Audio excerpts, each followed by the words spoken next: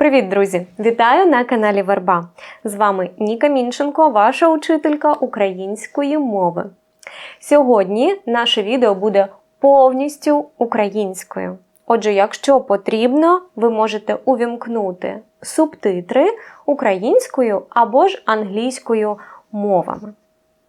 І на цьому уроці ми поговоримо про дієслова, про їжу, які ми використовуємо, щоб говорити про їжу. Найбільш популярні з них. Як от, наприклад, їсти або повечеряти. Але крок за кроком. Отже, перше дієслово. Їсти, з'їсти. Їсти – це у нас imperfective, з'їсти – perfective. Всі дієслова будуть у парах. Їсти, з'їсти ви, звичайно, знаєте, це просто дієслово to eat. Найбільш частотне. Наприклад, Ганна їсть хот-дог і картоплю фрі, або Ганна не голодна, бо вона з'їла хот-дог і картоплю фрі. У якому відмінку тут ми використовуємо об'єкт? Те, що ми їмо? Хот-дог і картоплю фрі. І, звичайно ж, це у нас accusative case або знахідний відмінок, бо у нас є прямий об'єкт. Наступне дієслово, я думаю, що ви також знаєте, це дієслово снідати, поснідати. Тобто їсти першу їжу вранці, так? Перший раз на день. Наприклад, Девід зазвичай снідає салатом, або Девід поснідав салатом і поїхав на роботу. У якому відмінку тут ми використовуємо слово салат? Поснідав салатом. Чим? Звичайно, це у нас орудний відмінок, так, або instrumental. Отже, з дієсловом снідати, поснідати, якщо ми маємо об'єкт, то він буде в орудному відмінку. Так само для наступного дієслова. Обідати, пообідати. Тобто їсти вдень. Наприклад, Назар обідає супом, так, instrumental, і Назар вже пообідав. Тут взагалі немає об'єкта, тому просто пообідав. І наступне дієслово – це вечеряти, тобто їсти їжу ввечері. Доволі логічно, правда? Вечеряти, повечеряти. Наприклад, Аліна вечеряє пастою, це у нас також instrumental, так? І сьогодні Аліна повечеряє в ресторані. В ресторані це у нас вже locative case, так, місцевий відмінок, бо відповідає на запитання «де?». Але це не прямий об'єкт. Ну, а тепер ідемо далі до інших, більш цікавих дієслів. Ну, наприклад, кусати, вкусити. Що це означає? Ось тут я маю яблуко, так? І що я роблю? Я кусаю яблуко. Як от на картинці. Хлопчик кусає яблуко. Але це дієслово ми можемо використовувати не тільки про їжу. Наприклад, ми можемо мати ось таку ситуацію. Дівчинку вкусив комар. Тобто про тварин, про комах. Коли хтось когось кусає, ми використовуємо ці дієслова. Нас може вкусити собака, може вкусити бджола, може вкусити комар. Дуже багато різних варіантів. Наступне дієслово. Жувати, прожувати. Коли я кусаю яблуко, далі я його жую. Ця дія називається жувати або прожувати. Прожувати, тобто прожувати повністю до кінця. Наприклад, корова жує траву. Ми дуже часто бачимо на фермі або у селі корова стоїть і їсть траву, але вона дуже довго жує траву, правда? Або ми можемо сказати, що Дмитро жує жувальну гумку. Жує. І, до речі, слово жувальна гумка, так? Звичайно, походить від дієслова жувати. Жувальна гумка. Або скорочення жуйка, знову ж таки from жувати, і гумка. Отже, ми можемо сказати, що Дмитро жує жувальну гумку, або просто гумку, або жуйку. Наступне дієслово. Ковтати, проковтнути. Або може бути просто ковтнути без префікса про. Коли ми укусили яблуко, потім прожували, потім ми його ковтаємо. Так, ми проковтнули яблуко. Отже, приклади. У Сашка болить горло. Йому боляче ковтати. Знаєте, коли є якась хвороба, і ми просто не можемо ковтати ані їжу, ані слину, так? Бо болить горло. Отже, ковтати. Або, інший приклад. Марко випадково проковтнув арахіс, і у нього почалася алергія. Ось так. І ще, звичайно, від дієслова ковтати ми можемо утворити іменник. Ковток. Ковток – це один раз, коли ми ковтаємо. Так? Ми ковтнули один раз, це є ковток. Може бути ковток води, ковток чаю, ковток кави. Так? Тобто будь-яка рідина або навіть їжа. Наступне дієслово. Гризти, погризти. Це дієслово ми використовуємо про якісь дуже тверді об'єкти. Ось як, наприклад, знову ж таки яблуко, або морква, або горіхи. Це має бути щось дійсно тверде. І це, в принципі, робити ось так. Це означає гризти. Тобто робити дуже багато рухів, аби з'їсти щось дуже тверде. Наприклад, бобер гризе дерево. Так? Бобри взагалі дуже багато чого гризуть. І, до речі, в біології є ціла категорія тварин, які називаються гризуни. Такі як миші, так, або щури, або бобри. Ті, які мають великі зуби, бо вони багато чого гризуть. Тому і гризуни. Або ж ми можемо сказати, що собака погриз капці хазяїна. Дуже поганий хлопчик або дівчинка. Проте ми можемо це використовувати про їжу. Наприклад, ми можемо сказати, що я сьогодні в настрої погризти горішків. Так? Тобто я б хотіла погризти їх в своє задоволення. Наступне дієслово – чавкати або плямкати. Тут ми беремо тільки дієслова недоконаного виду, imperfective, тому що зазвичай ми їх використовуємо тільки про процес, а не про результат.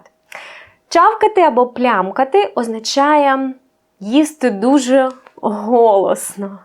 Часто, коли ми наодинці, так, коли ми не в ресторані, а, наприклад, вдома і їмо щось дуже-дуже смачне, ми можемо їсти голосно. Так? Ми можемо робити отак.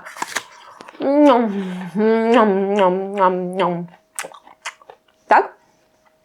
Ось це і буде чавкання або плямкання. Звичайно, це вважається дуже неввічливим, особливо на публіці. Але дієслово існує, тож ми з вами маємо його вивчити. Приклади. Павло завжди голосно чавкає, коли їсть тістечка. Ну, я розумію Павла, адже тістечка – це дуже смачно. Я ненавиджу, коли люди плямкають. Так, дуже часто цю фразу дуже часто дійсно можна почути. Наступне дієслово – хрумтіти, похрумтіти. Це дієслово ми також використовуємо про специфічну категорію їжі, яка буде хрумкою. Тобто, яку, коли ми їмо, вона дуже голосна. Так? Ми їмо її, наприклад, жуємо, і ми чуємо це. Ну, наприклад, це можуть бути горішки, це можуть бути чипси дуже часто, так? Або нагетси, або щось таке, що має таку хрумку скоринку. Тоді ми, звичайно, можемо сказати хрумтіти, похрумтіти. Наприклад, Олена апетитно хрумтить чипсами. Апетитно хрумтить. Це таке дуже ніжне речення, так? Вона сидить собі затишно на кріслі і хрумтить. Так? В принципі, я можу сказати, що яблуко, воно теж хрумке, і я можу похрумтіти яблуком. Ви чуєте звук, коли я жую яблуко? Отже, ми можемо сказати, що я хрумчу яблуком. Також інструментал. І ми можемо сказати, ми можемо мати такий діалог.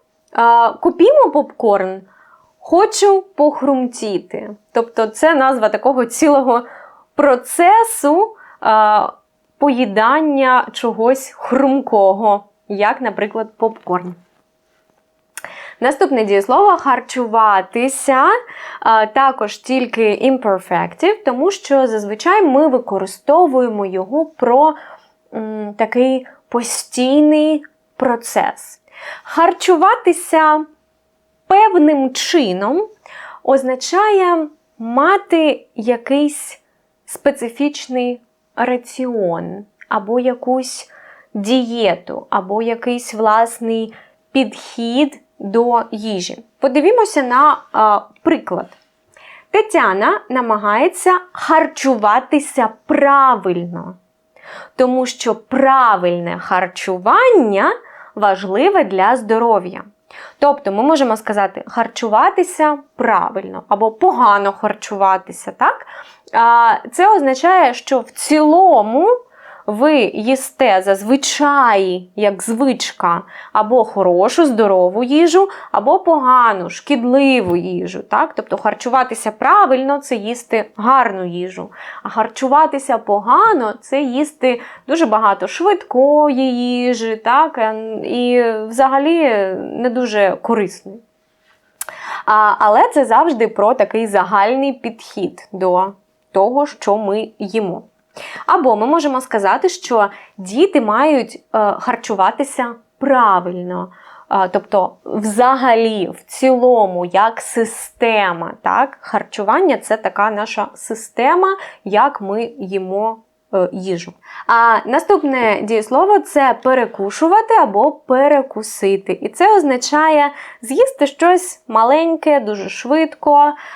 Наприклад, упродовж дня він любить перекушувати горіхами та сухофруктами. Так, дуже часто ми посеред дня між основними нашими прийомами їжі можемо з'їсти щось маленьке. Йогурт, фрукти, горіхи, сухофрукти. Це ми називаємо перекус. Так? Або перекусити, перекушувати. І також ми використовуємо інструментал, орудний відмінок, перекушувати чим? Горіхами та сухофруктами. Або ми можемо сказати, я поки не голодний, бо перекусив протеїновим батончиком. Знову ж таки інструментал. Наступна пара дієслів – лопати, злопати. Означає їсти щось дуже жадібно, бо нам це дуже-дуже подобається. Жадібно, швидко, можливо, навіть голосно, так?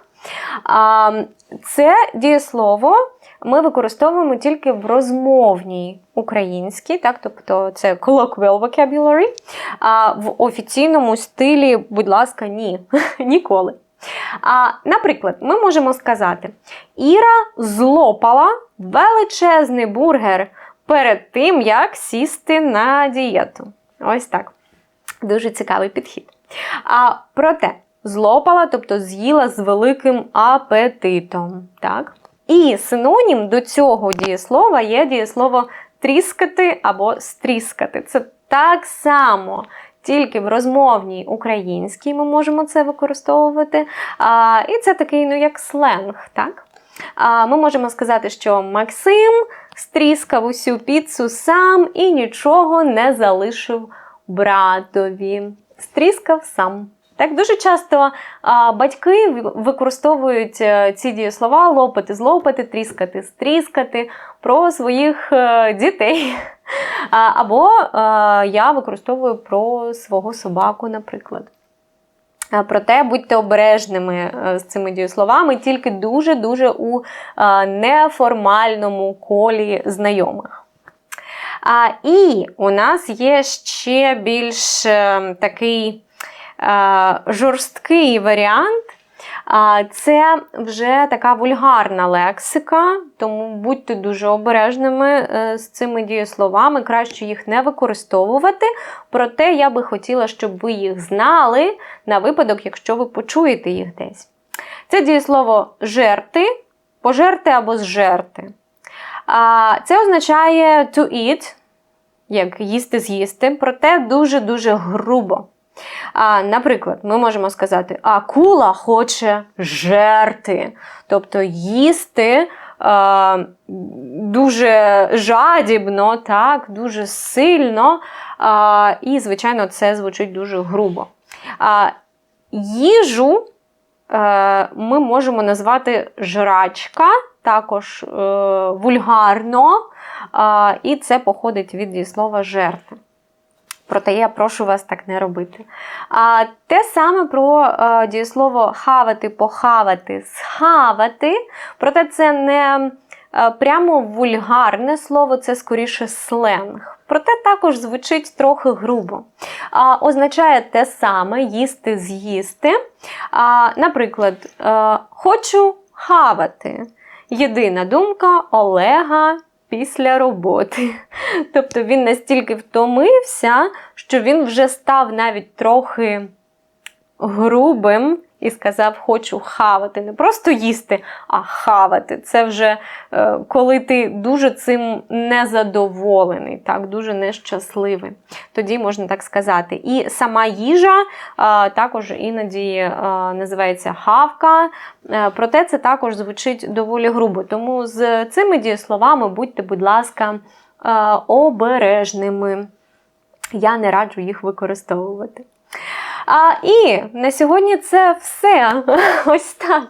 Дуже дякую за перегляд. Будь ласка, поставте лайк цьому відео та поділіться ним у ваших соціальних мережах з іншими людьми, хто вивчає українську мову, адже це дуже-дуже допомагає алгоритму просувати моє відео і показувати більшій кількості людей. А якщо вам дуже подобаються мої відео, то ви можете підтримати мій канал, мій контент на Патреоні або через YouTube Membership. Тому що насправді ваша підтримка дуже сильно допомагає мені створювати нові, цікаві і корисні уроки для вас. Дякую за перегляд ще раз. Також запрошую вас на мій інстаграм. Там я також публікую багато цікавого і корисного контенту. І побачимося з вами за тиждень. До зустрічі!